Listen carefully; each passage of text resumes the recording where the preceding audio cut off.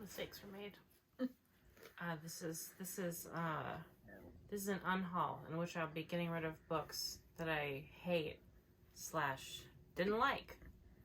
Sarah doesn't have any today. Nope. So I'll be doing this by myself. Let's start with what might get me hated. It's the entirety of the Vampire Academy series, which I started reading when I moved to Arizona when I was 16, 15. I liked them okay at the time. I don't think they would hold up at all. They are terrible. If you don't know what they're about, they are what they sound like. It's a vampire school where you learn to either be a bodyguard, I guess, or is it a normal school?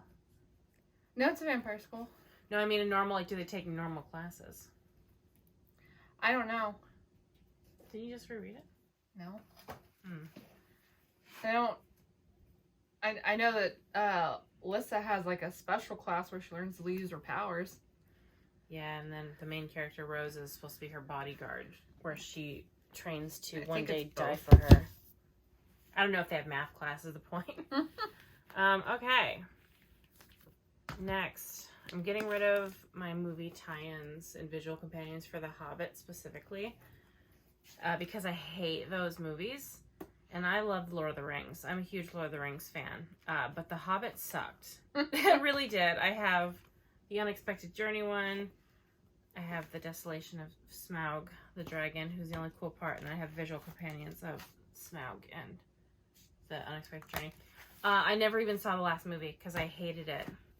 I hated the series so much. I was so let down by these over-bloated, crazy, dumb films.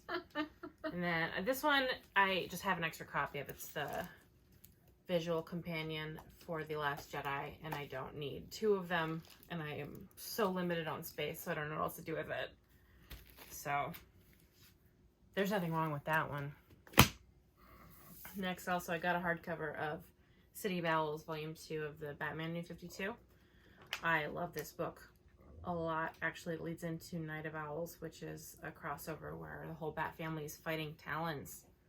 I have that in hardcover too. Are you guys okay? Are you good? I'm very excited. Ow! Oh, that hurts. You know that hurts when you scratch me with your long nails? I have Year One Batman Ra's al Ghul by Devin Grayson. I don't have a lot to say about this. It was just horribly boring. It's super tiny. I didn't find anything good about it, and I am so low on comic book space that I have to be like a little picky, I suppose, about what I keep. Alright, next is stack of hardcovers. First up, there's this Han Solo Most Wanted by, I think, Ray Carson. She did the tie-in for Rise of Skywalker, which I haven't read yet because I hate that movie and I know I'm going to hate the book, but this is Han and Kira when they were teenagers. I don't remember what happens in it. I listened to the audiobook. It's got a cool design on the actual book, but I just didn't like this. It wasn't very good. But it's purple, so I almost kept it for that. Down Comes the Night by Allison Saft. This book sucked so bad. I was so bored. It was nothing it was promised. It insinuated it was going to be like 2 sides of a war. A person from one side falls in love with like the general of the other, kind of. But he's like a sad boy in the worst way where he like regrets all he's done. So it's like not even fun. And like it's really confusing and stupid. So I bought this brand new at Barnes & Noble and I never so much as cracked the spine. So that was a waste. Royals by Rachel Hawkins. I just didn't think this book was very good. I had the second one, Her Royal Highness, which I liked a million times better. This is about just like, I think, a normal girl who falls in love with the bodyguard of a prince. And it's young adult. And it's okay. The second one's a lot more fun. That one's the princess with, so I don't know who she hooks up with. I can't even remember. I read it years ago. So if you're very young, I recommend that. House of Salt and Sorrows by Erin Craig. This is a retelling of 12 Dancing Princesses, which I didn't know what it was, and I still don't. This involves the sea and a Cthulhu monster comes out of a woman. And that sounds dope, but it's done really bad. So, oh, it's got a blurb from Stephanie Garber of Caraval. So I should have taken that as a warning. And then Hidden Bodies by Caroline Kepnes, which I took from Sarah. I just hate this book. Yeah. This book sucks. Yep. There's nothing good about it. And these ones are, I have 2 copies of each. These ones are beat up copies when I was trying to get the whole series in hardcover. So I've got 2 copies of The Savior and 2 copies of Lover Unveiled that are hardcovers that are thrashed. So obviously nothing against these. I liked these. Well, I liked one of them. I don't remember what this one is. I don't know who this is. How come? Huh. How come it has? Oh, that's from the. Is that like a library thing? The green? I think that's just like because her name is on there. Oh. That's probably how they check it out. I don't know. They're all library books. All of them. We don't like library copies. No, because they're loose. Next up, the 2 of the 3 for this 6 of Crows knockoff, There Will Come a Darkness by Katie Rose Poole. First one and the second one. I didn't read the second one. I tried to read this one.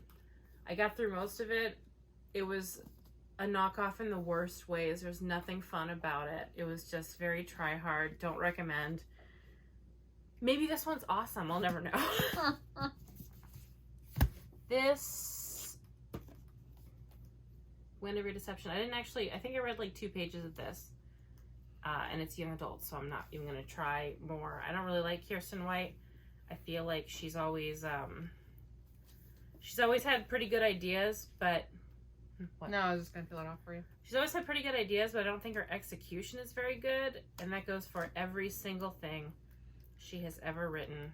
At least some of that might be because we don't like young adult anymore. I wish... Although, the theme park one she just came out with is not young adult, but everyone says it reads like young adult. That's on my list to read, so I'll let you know.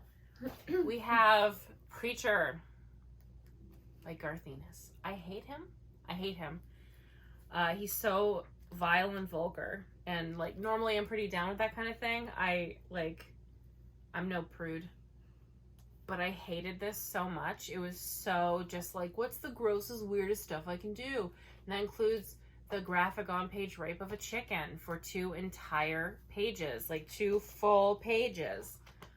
And that's when I decided to get rid of this, and that's entirely the reason. And now, the grand finale, which I'm going to have some struggles actually getting this from the shelf. Joni Mitchell. Oh. Lastly, Jesus Christ. This is my whole entire Harry Potter set. Here, let me flip her open. How are you? Be very careful with the dust. Yeah.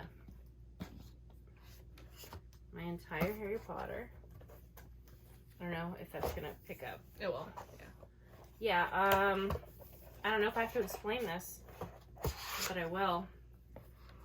J.K. Rowling is a terrible person, and I don't want her work in my home where I sleep and live my life. I've had these, the reason I hesitated to get rid of them before, because the truth is I never really liked these books. I read them in high school.